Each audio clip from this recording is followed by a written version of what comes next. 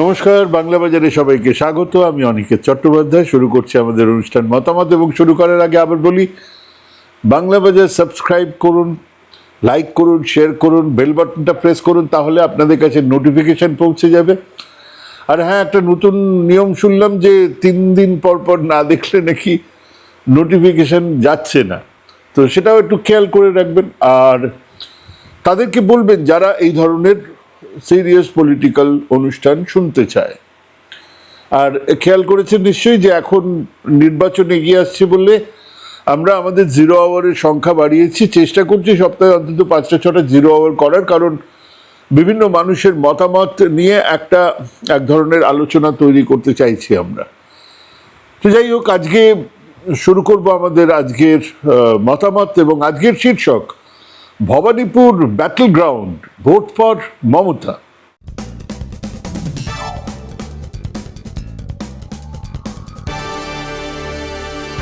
Battle ground Bhabanipur. হ্যাঁ, এতক্ষণে আমরা জেনে গেছি যে ভবানীপুরে মমতা বন্দ্যোপাধ্যায় দাঁড়াচ্ছেন।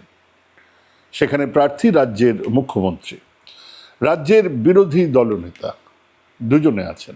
এমনিতে শুনতে ভালো লাগছে, রাজ্যের বিরোধী দলনেতা সরাসরি মুখ্যমন্ত্রীর মুখোমুখি হবেন। সংবাদ মাধ্যমের কাছে এটা বড় খবর। গতবার এই শুভেন্দু অধিকারী হারিয়েছিলেন মমতা বন্দ্যোপাধ্যায়কে, এবারে ঘরে এসে চ্যালেঞ্জ করছেন, এটা বেশ মুচমুচে খবর।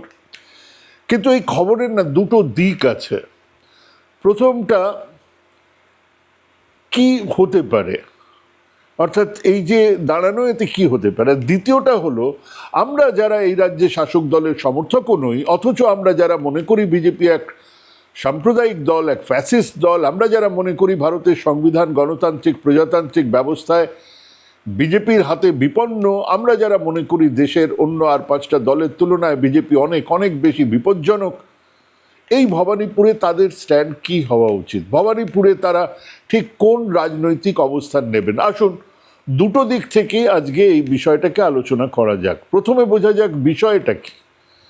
বিজেপি বাংলার মাঠে রাজনীতিতে নেমে প্রাথমিক কিছু ভুল করার পরে তাদের নিজ ধর্মে ফিরছে। হ্যাঁ, আমরা দেখতে পাচ্ছি বিজেপি তার স্বধর্মে ফিরছে।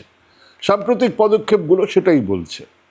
বামেদের এক চূড়ান্ত ব্যর্থতার পরে বিজেপি রাজ্যে এক বড় শক্তি হয়ে দাঁড়িয়েছিল, কিন্তু তারা সেদিন তৃণমূল থেকে বেরিয়ে আসা বা তৃণমূল ভেঙে বার করে আনা নেতাদের উপরে নির্ভরশীল ছিল না, একেবারেই নয়। মুকুল রায় সেদিন ওয়ার রুম সামলেছিলেন। দলের আদর্শ মত বা পদ্ধতি নিয়ে তার কোনো কথা ছিল না, আর তিনি সেই শুরু থেকে কিং মেকার হতে পছন্দ করতেন। জানতেন রাজার আসন তার জন্য নয়, তিনি সেখানে বেমানান। কিন্তু 2021-এ জয়কে নিশ্চিত করার জন্য বিজেপির দিল্লির নেতারা শুভেন্দুর উপরে নির্ভর করেছিলেন, আর তার নেতৃত্বেই গোটা দলটা, গোটা বিজেপি দলটা এ রাজ্যে বিজেপির কাঠামো, বিজেপির যে কাঠামো, সেটা ভেঙে একটা অন্য চেহারা নিচ্ছে দেখেও আটকাতে পারেননি, বা ভেবেছিলেন ঠিক আছে ক্ষমতায় এসে যাই, তারপরে দেখা যাবে। কিন্তু ফলাফল একেবারে উল্টো। 2019 ছিল বিজেপির শিখর, জেনিথ যেটাকে বলে। তারপর থেকে তাদের ক্ষয় শুরু হয়েছে। হ্যাঁ, তারা বুঝতে পেরেছেন যে 2019-এর পরে ধৈর্য ধরলে 2021-এ বাংলা দখল না হলেও 2026-এ বাংলা থাকতো তাদের হাতে।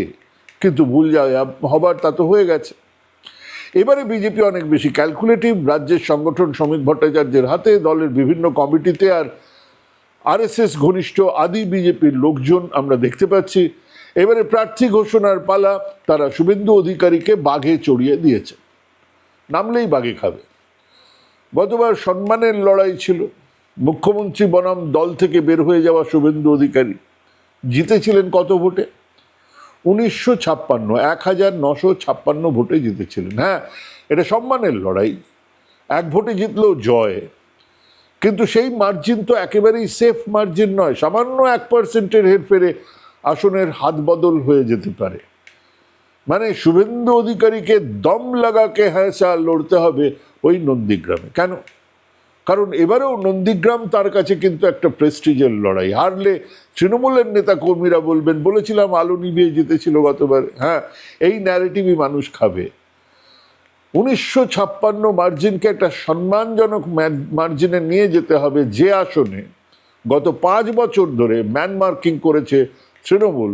গত কমাস ধরে যুবরাজদের ওই সেবাশ্রয়ের ভিড় কিন্তু ঘুরিয়ে দেবেই বলছি না, কিন্তু ঘুরিয়ে দিতে পারে ফলাফল।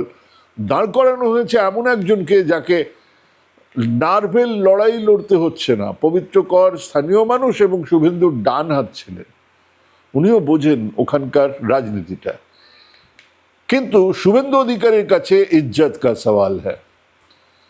আবার ধরুন ভবানীপুর, তার মানে একটা জিনিস খুব পরিষ্কার যে নন্দীগ্রামের লড়াইটা সোজা নয়। এবারে চলুন ভবানীপুর বিধানসভা নির্বাচনে 2021-এ দাঁড়িয়েছিলেন শোভনদেব চট্টোপাধ্যায়, জিতেছিলেন প্রায় 29,000 ভোটে, রুদ্রনীল ঘোষকে হারিয়েছিলেন। কংগ্রেস এই আসনে 1,500 ভোট পেয়েছিল। তারপরে এই আসনে বাই ইলেকশনে দাঁড়ালেন মমতা বন্দ্যোপাধ্যায়, জিতলেন 59,000 ভোটে। 59,000 ভোটে হারালেন কাকে? প্রিয়াঙ্কা টিব্রেওয়াল। সেবারে এই আসনে কংগ্রেস দাঁড়ায়নি, আসনে সিপিএম দাঁড়িয়েছিল, পেয়েছিল 4,000 মতন ভোট। মাথায় রাখুন, প্রিয়াঙ্কা টিব্রেওয়াল কিন্তু মারোয়ারি সম্প্রদায়ের, ভবানীপুরে মারোয়ারি প্রচুর থাকেন। কাজে এই আসন সেই অর্থে তৃণমূলের সেফ সিট। বিজেপিকে যদি জিততে হয় তাহলে তাদের 10% সুইং দরকার। 10% সুইং মানে অন্য কোনো জায়গা থেকে এলে হবে না, সেটাও তৃণমূল থেকে বিজেপিতে 10% সুইং হতে হবে। অ্যাকচুয়ালি 20%-এর একটা এফেক্ট পেতে হবে, তা নাহলে জিততে পারবেন না, যা অসম্ভব প্রায়। কিন্তু শুভেন্দু অধিকারীকে জি জান দিয়ে লড়তে হবে যাতে তিনি বিজেপির রুদ্রনীল ঘোষ বা প্রিয়াঙ্কা টিব্রেওয়ালের মার্জিনের তলায় না চলে যান। হ্যাঁ, ওনাকেও এই আসনেও জি জান দিয়ে লড়তে হবে। তার মানে কি হলো? তার মানে হলো এই দুটো আসনে আটকে থাকবেন তিনি, দম ফেলার সময় পাবেন কি। কিন্তু উনি তো বিধানসভার বিরোধী দলনেতা, ওনাকে তো রাজ্য জুড়ে প্রচারে থাকতে হবে। ওনার নিজের একটা গ্রুপ আছে যাকে বলে গোষ্ঠী, তাদের জন্য প্রচারে নামতে হবে। তারা মুখ তাকিয়ে আছে, কিন্তু নামবেন কখন? হ্যাঁ, ওনাকে সম্ভবত মুরগি করা হয়েছে, ওনাকে বাঘের পিঠে চড়িয়ে দেওয়া হয়েছে, নামলে কিন্তু বাঘে খাবে। দুষ্টু লোকজন বলছে এসব নাকি বিজেপির নেতারাই বসে বসেই এই সমস্ত প্ল্যান করেছেন, হ্যাঁ, to get rid of this nuisance. জানি না কতটা ঠিক কতটা ভুল, কিন্তু এটা জানি যে এবারে শুভেন্দু অধিকারী তার জীবনের সব থেকে কঠিন লড়াইয়ে নামতে হচ্ছে। অন্যদিকে দেখুন, গতবারে কাঠিবাজির শিকার, হ্যাঁ আমি বলছি না, কাঠিবাজি কথাটা আমার কথা নয়, দিলীপ ঘোষ নিজে এই কথা বলেছিলেন। সেই দিলীপ ঘোষ কিন্তু অপেক্ষাকৃত ভালো আসনে আছেন, খড়গপুরের প্রার্থী। যারা দাবা খেলেন তারা জানেন প্রতিপক্ষের আক্রমণের মূল লক্ষ্য কুইনকে, রানীকে দরকার হলে ক্যাসেল করতে হয়, দুর্গে রাখতে হয়। এখানে কোট আনকোট সবচেয়ে বড় নেতাকে সবচেয়ে রিস্কি জোনে ঠেলে দেওয়া হয়েছে। হ্যাঁ, এটা হচ্ছে প্রথম আলোচনা। এবারে আসুন দ্বিতীয় আলোচনাতে নামা যাক। হ্যাঁ, ভবানীপুরে আমাদের কি করা উচিত, what is to be done. এমনিতে তো কদিন আগেই বলেছিলাম নো ভোট টু বিজেপি। হ্যাঁ, বিজেপিকে ভোট দেবেন না, দেবেন না, কারণ বিজেপি আর 10টা রাজনৈতিক দল নয়। বিজেপি আরএসএস এর রাজনৈতিক শাখা। যে আরএসএস এর ঘোষিত লক্ষ্য হলো হিন্দু রাষ্ট্র, যে আরএসএস একেবারে শুরুতেই জানিয়ে দিয়েছে এই দেশে থাকবে তারাই থাকবে, যাদের কাছে এই দেশ পিতৃভূমি, যাদের কাছে এই দেশ কর্মভূমি, যাদের কাছে এই দেশ পুণ্যভূমি। মানে কেবল জন্মালেই হবে না, কেবল এখানে থাকলে কাজ করলেই হবে না, পুণ্যভূমি হতে হবে। মানে খুব পরিষ্কার, যদি আপনার পুণ্য উপাসনা ভূমি হয় ভারতের বাইরে কোথাও, মক্কা মদিনা কাবাতে, তাহলে আপনার উপাসনা ভূমি যদি হয় বেথলেহেম বা ভ্যাটিকান সিটিতে, তাহলে আপনি ভারতীয় নন। হ্যাঁ, খুব পরিষ্কারভাবে আরএসএস এর প্রোগ্রামে এটা লেখা রয়েছে। আপনার পুণ্যভূমি থাকতে হবে এই দেশে, যেমনটা আছে হিন্দুদের, বৌদ্ধদের বা জৈনদের। না, পার্সিরা নয়, জরুথিস্টিয়ানরা নয়, আর নাস্তিকরা তো নয়। হ্যাঁ, আরএসএস এর নেতৃত্বে তাদের রাজনৈতিক শাখা বিজেপি এক ফাসিস্ট সংগঠন, যারা আমাদের দেশের সংবিধানকে মেনে নেয়নি, যারা আমাদের দেশের জাতীয় পতাকাকে মেনে নেয়নি, সেই তারাই আজ বাংলা দখল করতে চায়। কাজেই নো ভোট টু বিজেপি। এই কথা আমরা এর আগেও বলেছি, পরেও বলবো, বারবার বলবো। আর আমি চাই বা না চাই, আপনার পছন্দ হোক বা না হোক, তৃণমূল কংগ্রেস এই সময় পর্যন্ত এই রাজ্যে বিজেপিকে আটকানোর জন্য সব থেকে বড় শক্তি সারা রাজ্যে। তবুও বলবো, চাইলে তৃণমূলকে ভোট দিন, চাইলে বামেদের ভোট দিন, চাইলে কংগ্রেসকে ভোট দিন, চাইলে নোটাতে ভোট দিন, কিন্তু বিজেপিকে দেবেন না। এই কথাটা সারা রাজ্য জুড়ে বলবো। কিন্তু ভবানীপুরে স্লোগান খুব পরিষ্কার, ভোট ফর মমতা। হ্যাঁ, ভবানীপুরে মমতা বন্দ্যোপাধ্যায়কেই ভোট দিন। এই আসনের লড়াইটা দুই রাজনৈতিক দলের লড়াই নয়, এই আসনের লড়াইটা দুজন ব্যক্তির লড়াই নয়, এই আসনের লড়াই দুটো অবস্থানের প্রতীকী লড়াই। দুটো অবস্থানের মুখোমুখি লড়াই, ফাসিস্টদের বিরুদ্ধে ফাসিস্ট বিরোধীদের লড়াই, সাম্প্রদায়িকতার বিরুদ্ধে ধর্মনিরপেক্ষতার লড়াই। হ্যাঁ, সেই লড়াইয়ে কোনো দ্বিধা দ্বন্দ্ব থাকার কথা নয়। এখানে স্লোগান ভোট ফর মমতা। কেন? কারণ ভবানীপুরের লড়াই এই মুহূর্তে এই রাজ্যে বিজেপি বনাম বিজেপি বিরোধীদের লড়াই, যেখানে বিজেপি ক্যান্ডিডেট শুভেন্দু অধিকারী, যিনি এই বসন্তেই দোল উৎসবের সময় এই ভবানীপুরেই দাঁড়িয়ে বলেছেন নাস্তিকতা সেকুলারিজমকে নিপাত যেতে হবে, ধর্মনিরপেক্ষতা চলবে না, দেশের নাম হিন্দুস্থান, এখানে হিন্দুরা রাজত্ব করবেন, হিন্দু বিরোধীরা ধ্বংস হবে না। যিনি এই কথাটা বলতে পারেন, এত নোংরা কথা বলতে পারেন, এই অসাংবিধানিক কথা বলতে পারেন, তাকে হারাতে হবে। হ্যাঁ, এত স্পষ্ট উচ্চারণ আমরা এ রাজ্যে দিলীপ ঘোষের মুখে, শ্রমিক ভট্টাচার্যের মুখেও শুনিনি। হ্যাঁ, উনি আসলে ভবানীপুরে হিন্দু ভোটের মেরুকরণের জন্যই এই বিষ ছড়াচ্ছেন সব জেনেই, সব বুঝেই। কদিন আগে ওই রামনবমীর সময় 2 কোটি হিন্দুদের রাস্তায় নামানোর কথা বলেছিলেন এই শুভেন্দু অধিকারী। আসলে এ রাজ্যে কাঁথির খোকাবাবু সমস্যাটি কি একটা? হাজার সমস্যা আছে। মমতা যে পথে চলছেন সেই পথ আমাদের সংবিধানের কোট অ্যান্ড কোট সেকুলার, পাশ্চাত্য ধারণা সেকুলার নয়, সর্বধর্ম সমন্বয়ের পথ। সেই পথ রামকৃষ্ণ, বিবেকানন্দ, রামমোহন তারা দেখিয়েছেন। তারপরে এই আর্য ব্রাহ্মণ্যবাদী ধর্ম ব্যবস্থার বিরুদ্ধে বাংলার প্রতিবাদী ধর্ম প্রচারকরা আছেন, চৈতন্য থেকে লালন থেকে গুরুচাঁদ ঠাকুর। এই মনীষীদের সর্বধর্ম সমন্বয় বা ব্রাহ্মণ্যবাদের বিরুদ্ধে রুখে দাঁড়ানো এই বাংলাতে বিজেপির উগ্র হিন্দুত্ব বা রামকেন্দ্রিক হিন্দুত্বকে বেড়ে উঠতে দিচ্ছে না। এখানেই তো শেষ নয়, এর উপরে আছেন রবি ঠাকুর, নজরুল। মানবতাবাদ আর হিন্দু মুসলমান সম্প্রীতির যে পাঠ তারা দিয়ে গেছেন, তা ওই উচ্চিংড়েদের কর্কশ চিৎকারে মুছে যাবে তেমন তো নয়। এবং শুভেন্দুর সমস্যা বাড়াতে এক দীর্ঘ বাম আন্দোলনের ইতিহাস এই ভূমিতে ওনাদের রাজ্য জোড়া গ্র্যান্ড প্ল্যানের বীজ ছড়াতেই দিচ্ছে না। আর এসব ছেড়ে দিয়েই যদি কেবল ধর্মই দেখেন, সেখানেও ডাডার যাবতীয় পরিকল্পনায় গামাক্সিন ছিটিয়ে দিয়ে গেছে বাংলার প্রাচীন সময় থেকে 12 মাসে 13 উৎসবের আবহ।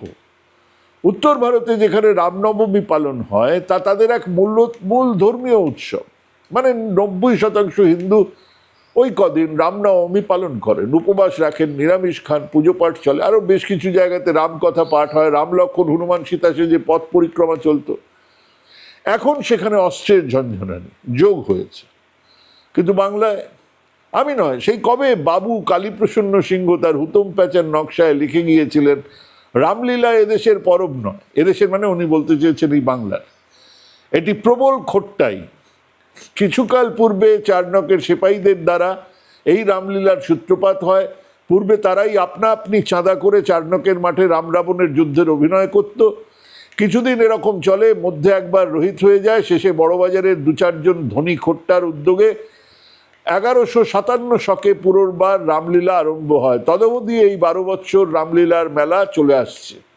কলকাতায় আর কোনো মেলা নাই বলেই অনেকে রামলীলায় উপস্থিত হন। এদের মধ্যে নিষ্কর্মা বাবু, মারোয়ারি, খোট্টা, বেশ্যা এবং বেনে অধিক। কোট অ্যান্ড কোট, এটা ওনার লেখা। হ্যাঁ, আমি নিশ্চিত রামনবমীর কথা কাঁথির খোকাবাবুর ঠাকুরদা জীবনে কোনোদিন শোনেননি, শোনার কথাও না। কিন্তু উনি সেই রামনবমীতে 2 কোটি মানুষ নামানোর কথা ঘোষণা করে দিলেন। বিজেপির এই 2 কোটিতে একটা দুর্বলতা আছে। ইনফ্যাক্ট 2 শব্দটা নিয়েই ওরা অবশেষ, কৃষকের আয় 2 গুণ করে দেবো, বছরে 2 কোটি বেকারের চাকরি, নানান বাওয়াল আমরা শুনেছি। তো সেই বাওয়ালির মতো আমাদের শুভেন্দু দাদার 2 কোটি হিন্দুদের রামনবমীতে রাস্তায় নামানোর ঘোষণা মাঠে মারা গেছে। কেন? তার অন্যতম কারণ হলো রামনবমী বাংলার উৎসবই নয়। খিলিয়ে কাঁঠাল তো পাকানো যায় না। ঠিক এই দিনে আমাদের উৎসব অন্নপূর্ণা পুজো, অন্নকূট উৎসব। বাংলায় সেই পুজো চালু করে দিলেন অন্নদামঙ্গল। তার চণ্ডীপাঠের পাঠে লিখলেন, যে জন করয়ে অন্নপূর্ণা উপাসনা, বিধি হরিহর তার করয়ে মাননা, ইহলোকে নানা ভোগ করে সেই জন, পরলোকে মোক্ষ পায় শিবের লিখন। তারপর থেকে এই চৈত্র মাসের শুক্ল অষ্টমীতে অন্নপূর্ণা পুজো শুরু হলো। আসলে কৃত্তিবাসী রামায়ণে অকাল বোধনের বর্ণনার পরেই আমাদের বাংলাতে অকাল বোধন মানে আশ্বিন মাসে দুর্গাপুজো চালু হয়। যে কথা বলছিলাম, আমাদের বাংলাতে রামনবমী ছিল না। কিছুদিন আগে পর্যন্ত হিন্দিভাষী মানুষজন হনুমান সেজে গদা হাতে ঘুরতেন, আমরা আমোদ পেতাম। যা এখন দাঙ্গার আবহ নিয়ে হাজির হয়েছে সারা দেশে, বিশেষ করে এই বাংলাতে। এখন রামনবমী মানে দাঙ্গা, রামনবমী মানে মিছিলে পাথর ছোড়া আর হাঙ্গামা, আর সেসব আসলে এক হিন্দু মেরুকরণের চেষ্টা। আর সেটা কেবল এক নির্বাচনের ব্যাপার নয়, একদল জিতবে নির্বাচনে, একদল হারবে নির্বাচনে, কিন্তু বিজেপি যা করছে, যা করতে চাইছে, তা আসলে এক সামাজিক পরিবর্তন। যে সামাজিক পরিবর্তন বাংলার নবজাগরণের বিরুদ্ধে, নজরুল রবি ঠাকুরের চিন্তার বিরুদ্ধে, চৈতন্য চিন্তা বা ভক্তি আন্দোলনের বিরুদ্ধে। আমাদের চড়ক থেকে গাজন কেবল হিন্দুর উৎসব নয়, মুর্শিদাবাদের কান্দি মহকুমায় গাজন উপলক্ষে কান্দি শহর পরিক্রমা করানো হয় রুদ্রদেব জ্ঞানে পূজিত প্রাচীন বুদ্ধ বিগ্রহকে। ভাবুন, গাজন হিন্দুদের উৎসব, পরিক্রমা হচ্ছে, কাকে রুদ্রদেব বলা হচ্ছে, যে বিগ্রহ সেটা কোন বিগ্রহ? বুদ্ধ। সেই বিগ্রহকে ছুঁয়ে প্রার্থনা জানায় হিন্দু মুসলমান দুই সম্প্রদায়ের বাঙালিরা। হ্যাঁ, এটাই বাংলা, এটাই বাংলা। ওই উনি যে হিন্দুস্তানের কথা বলছেন সেটা এটা নয়। এই ঐতিহ্য বহুদিনের, কতদিনের আমরা জ্ঞান হওয়া ইস্তক এমন বহু কাণ্ড দেখে আসছি। আমাদের গ্রাম বাংলার মায়েরা অনায়াসে পীর বাবার দরগা থেকে জল পোড়া এনে অসুস্থ ছেলের কপালে মাখিয়ে দেন। আমাদের মা বোনেরা মানত করেন এমন অসংখ্য দরগায়, সিন্নির প্রসাদ নিয়ে ঘরে ফেরেন। আমরা এই বাংলায় কোনো দাঁত মুখ খেঁচানো হনুমান চাই না, আমরা চাই আমাদের সন্তান থাকুক দুধে ভাতে। আর ঠিক তাই ওই কাঁথির খোকাবাবুর 2 কোটির বাওয়ালিতে গ্যামাক্সিন ছিটিয়ে দিয়েছে বাংলার মানুষ। হ্যাঁ, চেষ্টা করে এই বাংলায় সাম্প্রদায়িক আগুন লাগানোর চেষ্টা, ভরপুর চেষ্টা চলছে, কিন্তু তা কার্যকরী হচ্ছে না। 3টে লাশ হাতে পাওয়ার পরেও সেই চূড়ান্ত লড়াই হচ্ছে না, কারণ সেখানেও হিন্দু মুসলমানের রক্ত মিশেছে এক জায়গাতে। কারণ ওই যে আমাদের চেতনায় রবীন্দ্রনাথ, হৃদয়ে নজরুল। আমরা এই বাংলার ধর্মের অনুষঙ্গকে নয়, ধর্মের ঝান্ডা, রং আর স্লোগানকে নয়, এই মাটিকে পুণ্যভূমি বলি, এই মাটিকে পুণ্যভূমি বলি। আমাদের ঠাকুর বলে গেছেন, বাংলার মাটি বাংলার জল, বাংলার বায়ু বাংলার ফল, পুণ্য হোক পুণ্য হোক পুণ্য হোক হে ভগবান। আজ সেই লড়াইয়ের এক কেন্দ্রবিন্দু হলো ভবানীপুর। না, সেখানে দল নয়, ব্যক্তি নয়, এক সাম্প্রদায়িক ফাসিস্ট শক্তির বিরুদ্ধে রুখে দাঁড়ানোর কথা বলুন, স্পষ্ট করে বলুন, ভোট ফর মমতা। ভবানীপুর এক প্রতীক হয়ে উঠুক। হ্যাঁ, এই মাটিতেই সম্মিলিত প্রতিরোধ গড়ে তোলা হয়েছিল, এটা থেকে যাক ইতিহাসে। ভাবুন, ভাবতে থাকুন, ভাবা প্র্যাকটিস করুন। ভালো থাকবেন, সুস্থ থাকবেন। আজকে এখানেই শেষ করছি। নমস্কার।